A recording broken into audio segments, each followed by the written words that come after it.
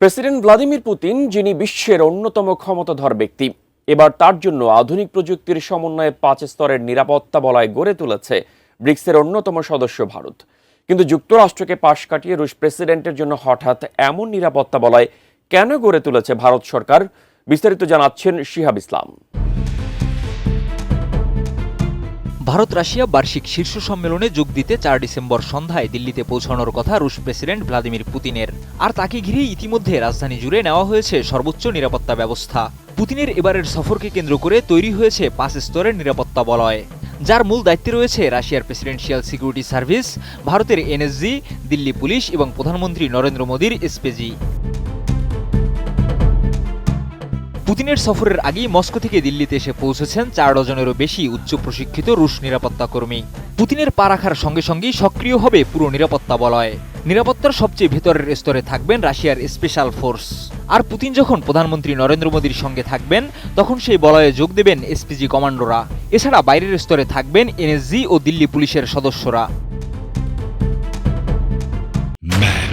দেশের সবচেয়ে শক্তিশালী 52.5 এন গ্রেডের পিসিসি সিমেন্ট।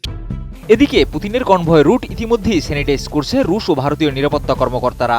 পুতিনের নজরদারিতে থাকবে বিশেষ ড্রোন, জ্যামার, এআই মনিটরিং এবং ফেসিয়াল রিকগনিশন ক্যামেরা। এছাড়া কনভয়ের রুটে মোতায়েন করা হবে স্নাইপার দল। পাশাপাশি কন্ট্রোল রুমের সঙ্গে সার্বক্ষণিক যোগাযোগ থাকবে নিরাপত্তার সব স্তরের সদস্যদের। পুতিনের হোটেল, সফরস্থল ও সম্ভাব্য বিকল্প রুট সবকিছুই স্ক্যান করে রাখা হচ্ছে। এছাড়া পুতিনের নিরাপত্তার আরেক আকর্ষণ তার অত্যাধুনিক সজোয়া লিমুজিন অরাসনাট, যাকে বলা হয় চাকার ওপর দাঁড়িয়ে থাকা দুর্গ। মস্কো থেকে বিশেষভাবে উড়িয়ে আনা হয়েছে এই বিলাসবহুল লিমুজিনটি।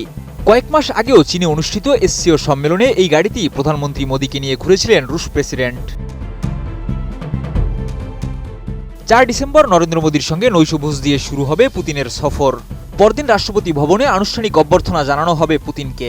এরপর রাজঘাটে মহাত্মা গান্ধীর স্মৃতিসৌধে শ্রদ্ধা জানাবেন তিনি। পরে হায়দ্রাবাদ হাউসে শীর্ষ বৈঠক এবং শেষে রাষ্ট্রপতি দ্রৌপদী মুর্মুর নৈশভোজে অংশ নেওয়ার কথা রয়েছে তার।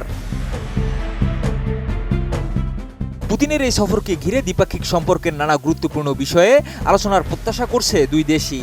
নিরাপত্তা সতর্কতার নজিরবিহীন এই প্রস্তুতি জানিয়ে দিচ্ছে সফরের গুরুত্ব কতটা।